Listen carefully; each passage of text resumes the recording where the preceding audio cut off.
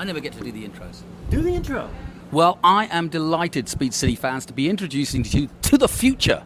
And the future is a bit like the past because it involves the name Fittipaldi. Both Enzo and Pietro are here at the Formula 1 US Grand Prix.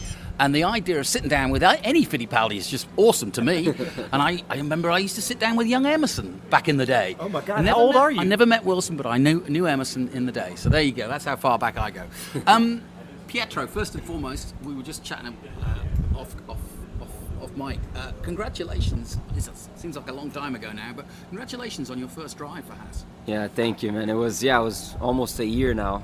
It'll be a year in December, I guess. So it was an amazing opportunity. Obviously not in the best circumstances because Roman had the accident and stuff, but to be able to race in Formula 1 was huge for me. It's so difficult to make it to Formula 1 nowadays. So to be able to race, to be on the grid and to race in two Formula 1 races, and I felt like, I drove well, I felt comfortable in the car, and we had some solid races. It was really important for me, and I was just really excited, and when it happened. So still remember it like it was yesterday. I have to say it on air because I said it a minute ago. That was phenomenal. I mean, what you did, step in, and as well as you did, it was really amazing. Yeah, no, I appreciate it. I mean, it was difficult because it had been a year since I didn't drive the Formula 1 car and 9 months since I hadn't driven anything because of COVID. I couldn't go race in Japan. I was supposed to be racing Super Formula. So it had been 9 months since I hadn't driven any sort of race car, which is the longest I've ever been without racing. And then first time back, straight into FP1, into a Formula 1 race weekend.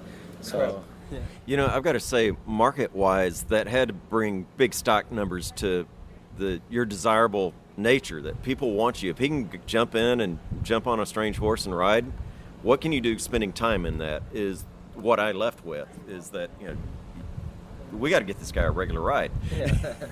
That's what we've been working on. I mean, it's so difficult nowadays, not only in Formula 1, but in every other racing. Another one of my goals was to race in IndyCar. I did the ovals this year, raced the Indy 500 for the first time, and we had a really good race going. We qualified 13th. We were the fastest rookie in qualifying, and we were doing a different strategy in the race. It didn't end up working out, but the whole race was really good, and we were working on getting a full-time ride in IndyCar. That is one of the goals, but it's so hard nowadays to just be able to get a ride. I think everything's getting more expensive, and the drivers are expected every year more and more to be bringing a lot of the budget to go racing. So it's really hard. It's not easy, but we're working, and we're very close to getting something done. Well, that's good, and especially when the driver market is getting better and better. Let's turn to your brother. He's got a big grin on his face. F3, F2, you've been a busy boy. Yeah, so I actually started the year in the United States racing Indy Pro. Then had an opportunity. My goal is always to continue racing, on the road to Formula 1. That's my dream, to make it to Formula 1 one day. And then got the opportunity. I got a call from Charouz after the race weekend in St. Petersburg, and didn't think twice about it. They invited me to do the rest of the full championship in Formula 3. Wow. And I went straight to Prague because that's where the team is based. Started there, met my engineer, I went straight to Barcelona without any preseason testing. First race weekend, and we were already fighting for a win that ended up in a crash in the last race. I was fighting with Schumacher for the lead, and we had contact, and then didn't end up finishing, but it showed that we have the pace right away, jumping in already fighting for the win. And then towards the end we got a podium at Budapest, really good performance, and then I got an opportunity from Charouz for me to race in Formula 2. They gave me that opportunity, and wow. It worked. I went straight to Monza without ever driving the car with carbon brakes. Did really well, qualified 13th, the whole weekend was really good. In the last race weekend, the main race, we were fighting for a top 6 finish. I got a penalty for unsafe release, which was out of my control, and then we boxed to serve the penalty, and then they said that since one of my mechanics touched my car while we were serving the penalty, it didn't count. So then I ended up with stopping it, doing an extra pit stop. We still finished the race in 9th, but then they gave the 5-second penalty again. So I got 2 5-second penalties at the end and still finished 11th. So we showed our speed, I think, jumping the first time in the car and fighting at the front. And then after that, we went to Sochi. It was a track I never been to. It was let's say the qualifying wasn't the best, but then in the races we moved up, being one of the drivers with the most overtakes. Finished 12th in the feature race, starting from 21st. So yeah, we've showed good speed, and I'm really looking forward to the next round in Jeddah, in Saudi. And is that the plan for next year, F2? Yeah, so that's definitely the goal, is to do Formula 2 next year. But yeah, that's for sure the goal. Because now, you brothers, how old are each of you? He's 20 and I'm 25. Yeah. 25, so 5 years between you. Yeah, so yeah, 5 years younger, and in F2, you're putting the pressure on your brother, aren't you? Yeah, no, But he's 1.2 seconds faster, he tells me. no, Oh, is that private? no, we're both very fast, and I mean, we've never really raced against each other in real life, and only when we were smaller in the kart race. No, there was one kart race that we did together, and he wrecked me on the start, and his car got stuck on mine.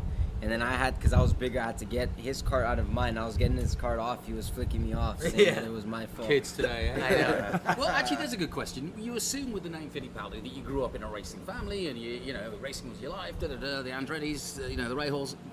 Was it true? I mean, did you literally? Were you born into racing, or did you pick it up because of what you picked up learning about your family's history? No, I think when I was born, my grandfather stopped racing, but my uncle Max Pappas and Christian, they were racing Daytona prototype, so I was always going to Daytona 24 hours to watch them race. That's how I got into it.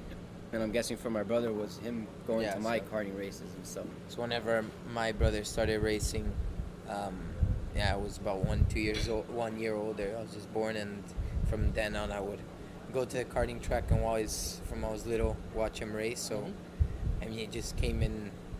I think it was just a natural thing as the norm. Who was your mentor in racing? For me, I would say, I think my uncle Max was really there all the time. You know, a lot of the time, Christian as well, and I know I'm your mentor. So. Yeah.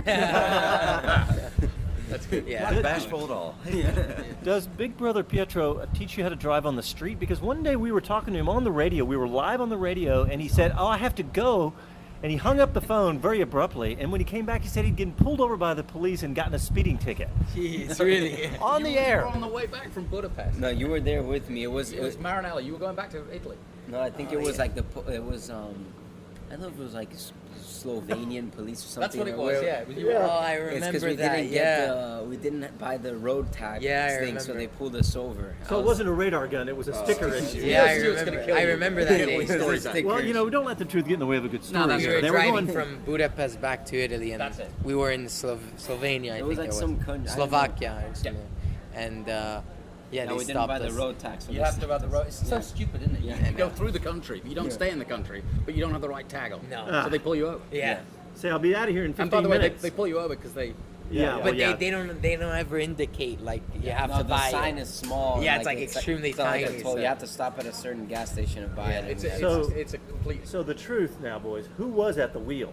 Yeah. Okay, Pietro was at the wheel. Yeah, That's but he was co-driver. He should have been looking out for the Navigator. Yeah. Navigator. all your fault, Enzo. It's your fault. What are you doing this weekend?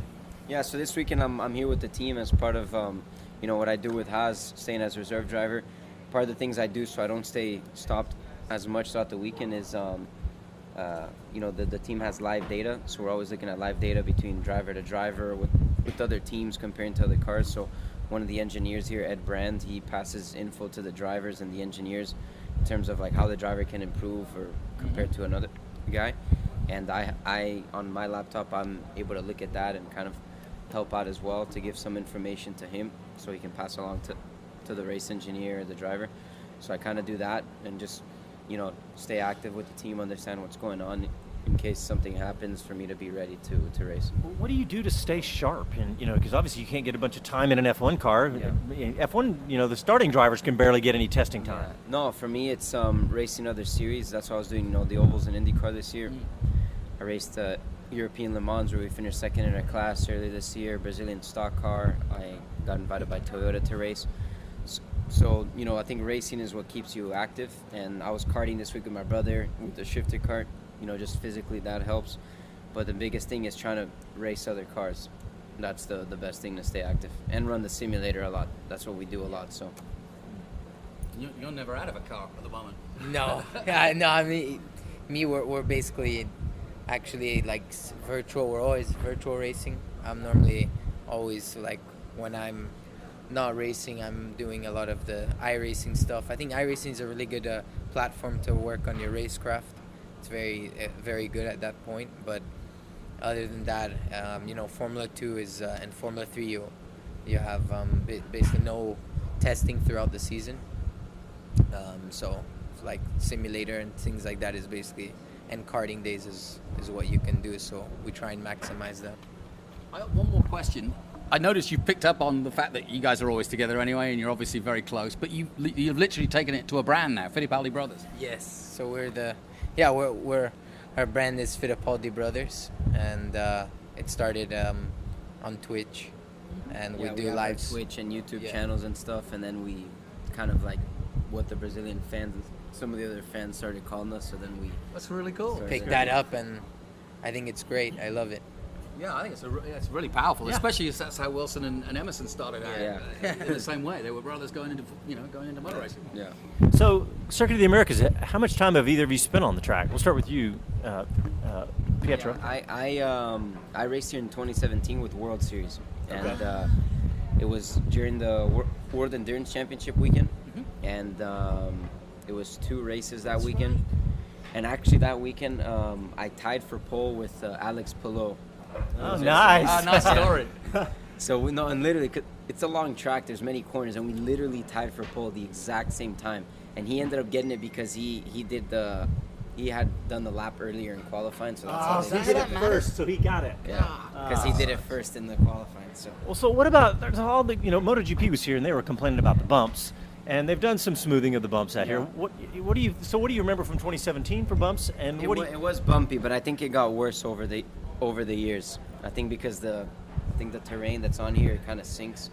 It's sinking over the years. Oh yeah, so it's difficult. the clay soil around here is horrible. Yeah. So I think it's definitely going to be bumpier. They said that they shaved a couple parts of the asphalt to help it, but I think they're only going to be able to tell once the car's running on track. Enzo, have you raced here? Never. No, I've actually my first time here in Austin, and first time at the track. I think it's a beautiful place. I've driven it on the simulator, and never raced here in real life. We've kept you guys a long time. Just We appreciate it. last Yeah, question. Are you guys going to get to have any fun while you're here in Austin? Go out and have some Mexican food, maybe hear some live music? Or... No, for sure going to go try to get some barbecue somewhere. There you 'Cause go. When I was here in Steakhouse. Steakhouse. Yeah, when I was here in 2017, I had some really good barbecue. So I'm gonna go find a place with Enzo and some of the engineers and stuff and mechanics. Cool. They're gonna go too. So we're definitely gonna do that. We'll let you guys go. Thank y'all very much for coming on. Thanks. Thank you Appreciate guys. it. Thanks, guys.